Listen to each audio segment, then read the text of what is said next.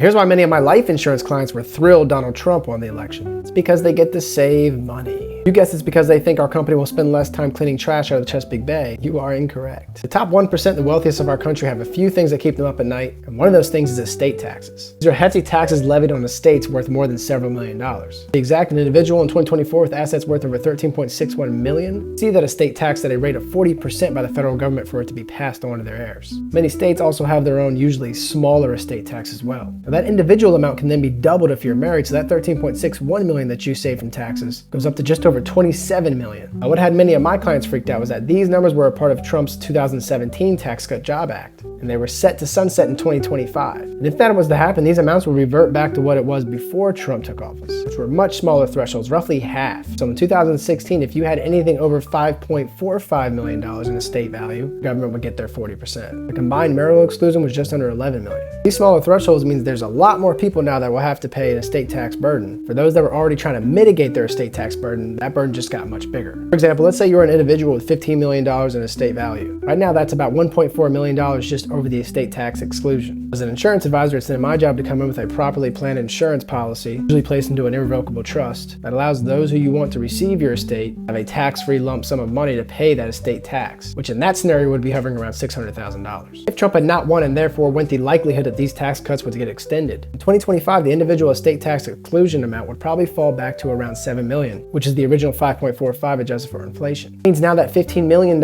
estate is $8 million over the exclusion amount, which means the estate tax burden would now be increased to $3.5 million, which means now the client would be faced with increasing their life insurance policy by over $2 million to actually allow their heirs to receive the estate. It's not only tough due to people's health fluctuations, meaning you may not even be able to get approved for that amount. It also gets very expensive. Of course, as you get older, life insurance gets more expensive. It would have really complicated several of my clients' financial plans. It also would have affected the way they fund their life insurance policies because many of them make what are called annual gifts to pay for the policy that's inside the trust. Because the trust is now a separate entity from themselves, they have to effectively gift over money to the trust in order for the trust to be able to pay the premiums on the policy. That annual gift amount before gift taxes are due was another thing changed by the Trump tax cuts. It was $14,000 a year. Since then, it's basically gone up $1,000 a year. It's now $18,000 a year. So Trump not winning this election and then therefore not being able to extend his original Tax and Jobs Act would have cost thousands of millionaires across America hundreds of millions of dollars in estate and gift taxes. Now, it's a great relief to many of my clients, but unfortunately it's not a great thing for the country considering we are $30+ trillion